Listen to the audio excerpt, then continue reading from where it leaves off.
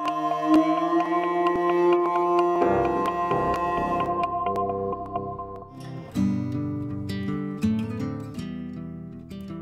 make things as a matter of necessity. My fingers are always inching towards the workbench.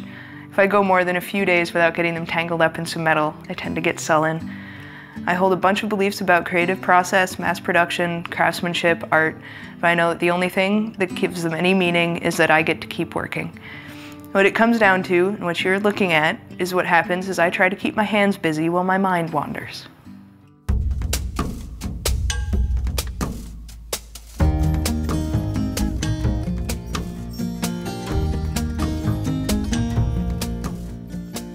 I've heard people describe my work as kind of industrial, a little classic. I've heard people say it stands out, that I have an individual look to my work, which I find very encouraging.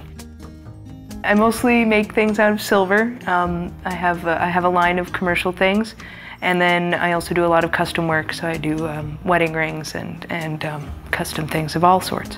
I like classic lines. I think that there are things that are just classically pretty. Like, I think that there's a certain balance, there's the golden mean and there's the golden rule, and there's a reason that these things are pleasing to our eyes.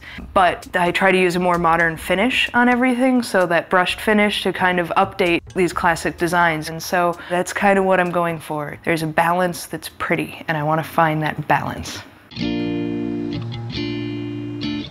This is my apartment here in South Minneapolis.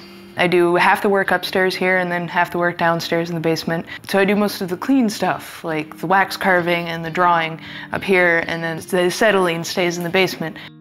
The custom work, I've done all sorts of things. Actually, that's where I've done most of the belt buckles and napkin rings. I kind of like whatever people throw my way. If you can come up with a problem that I can help kind of pick apart and make in metal, I'm going to be happy about it. When I meet with a customer for a wedding ring or any custom job, we do a series of sketches. Once I have a final idea that they've okayed, I come over here and I start carving it. I carve everything into wax, so this is the wax original. There's some measurements and things depending on stones. I do all of that over here. Once everything's set, it's going to be exactly how it's going to be in the metal. I take it to my caster. I have somebody who does all my casting for me, and he basically takes this original and puts it in plaster, melts the wax out, and injects hot metal into that plaster mold.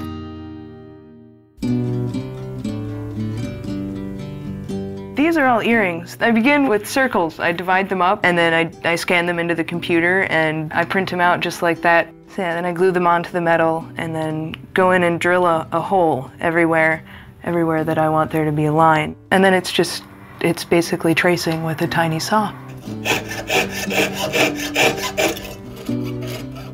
I do a lot of sawing on this work, so I have the world's tiniest coping saw, and I do a lot of sawing, I do a lot of filing.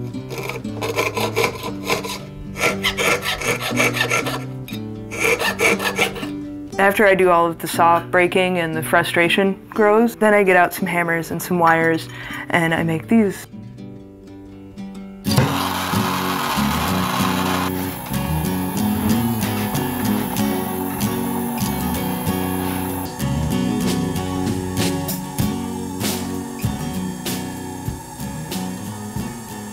There's something about the scale of jewelry that always appealed to me.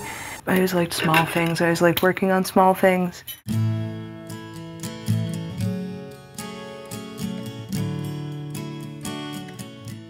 I think it's one of those challenge things again, that it's another layer of challenge to make something smaller and smaller and smaller.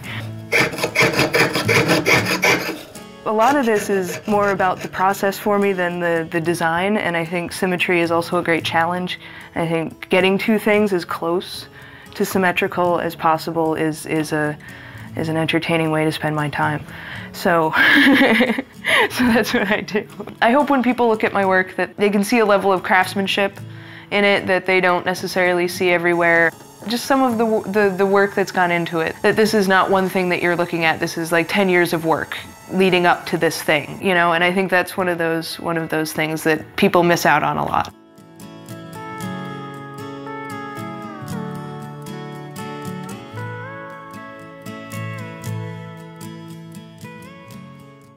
Minnesota Original is made possible by the Arts and Cultural Heritage Fund and the citizens of Minnesota.